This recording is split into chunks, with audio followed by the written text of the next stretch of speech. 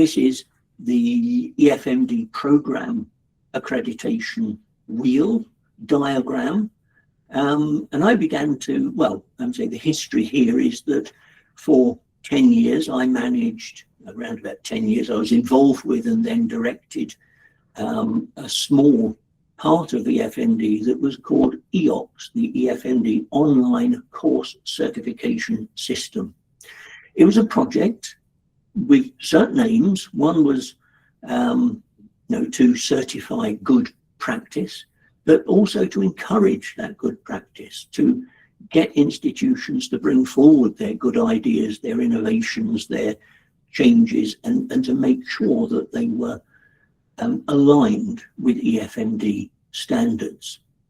So many of my examples come from that, because I have to say to you that EFMD accredited have learned from our experience and are now absorbed a lot of those online lessons and are in the process, and I can't say any more than that, in the process of ensuring that in their guidance, in their process manuals, there are more and more elements about digital education and what to do if we find we're looking at an online program.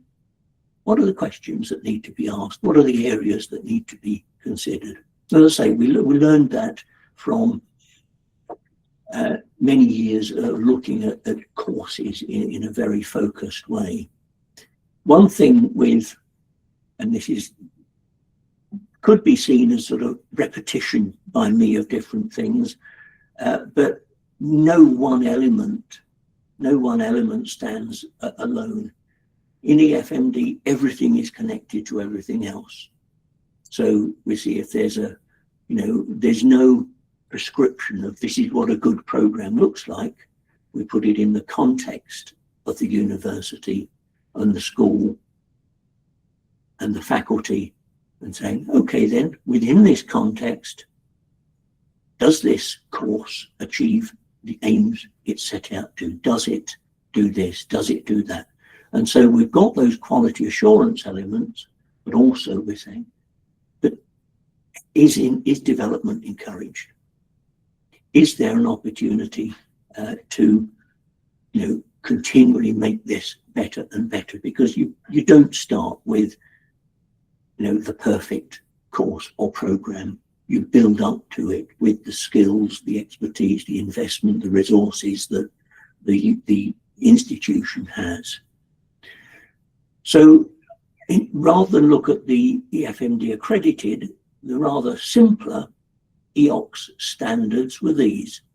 And they should be familiar to you because they're the ones that I highlighted last week. They're the ones that QM, Quality Matters, in the US use. They're the ones that FIBA in Germany use. So they are common to many accreditation systems. And that's how we built it. We didn't want to be too prescriptive. We wanted to say, well, we're going to give a 3-year certification for this. I know in Georgia, they're 5-year accreditations, but you want to know as an accreditor that this institution's still going to be there after 5 years. They're still going to have the resources to deliver those programs after 5 years. So we're looking at the context of the institution. And the two things I'm going to focus on are the course composition and the quality assurance, and to dig deep into these and give you some case studies of schools where we saw these things working really well, because it's that sharing of good practice. Not everything fits, but sharing of good practice and ideas that get that development working. So we'll look at the structure, the pedagogy, the engagement, and I say everything's connected to everything else, so it's connected to what I've been saying already.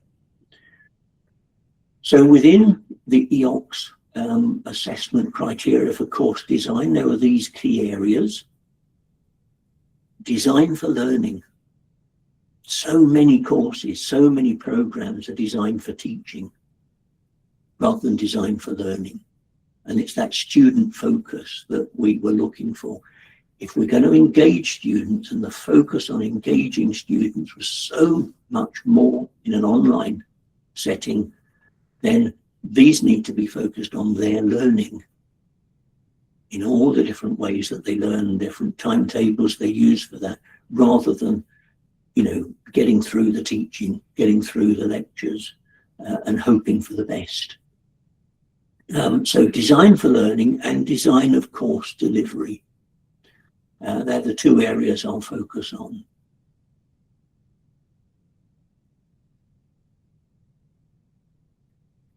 So, is there a philosophy of teaching? There are a number of universities in the world where you can actually detect, places like Harvard, the case study method of teaching, teaching through practical cases. The open universities, they have a formula, a certain way in which they structure all of their courses.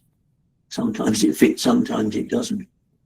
But is there within a university, is it, individual academics, individual faculties, individual disciplines can decide how they're going to teach, or is there a method, a way?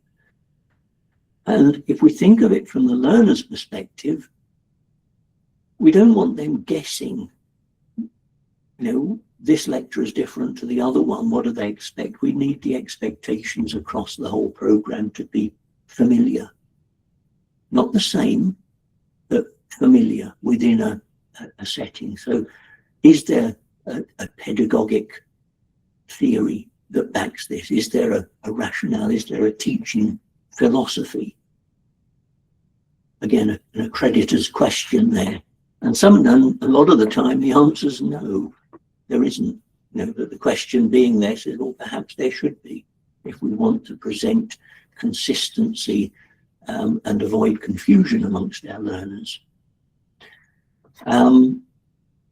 So that's quite a big one to start with. And sometimes if there's a blank, it's left up to the individual lecturers. Well, there's a development point. Let's sort of get towards what is good and distinctive for that institution. Learning outcomes, these have always got to be there. They're there for face-to-face. They're there, and do the assessments, measure the outcomes. Let's not be too ambitious about what outcomes are achievable in an online setting, and what we can assess in an online setting. I've mentioned all these things before, but what I want to do is illustrate them through an example of a Spanish business school, a private business school, that illustrates all of these elements very well. And I'll say these cases are in the public domain. I've published on this particular case study, written blogs, and the schools themselves promote their abilities in this area. But my case study of choice here is OBS. Stands for Online Business School. They're based in Barcelona. And if you go to Barcelona, which I did to visit them, there they were on the third floor of an ordinary office building in an open plan office. That was it. That was the school. There were no classrooms. There were no students about. There were no teachers about. There was just an administrative hub organizing their instructional design system, organizing as a virtual school.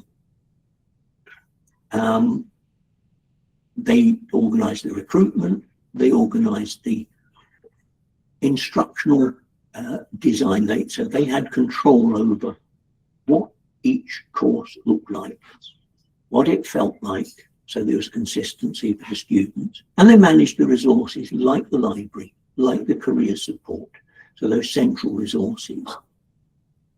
But they were supported, and they're depicted there by the yellow circle in that diagram. They were supported by the technology providers. They used Blackboard at the time I looked at them, and e-libraries.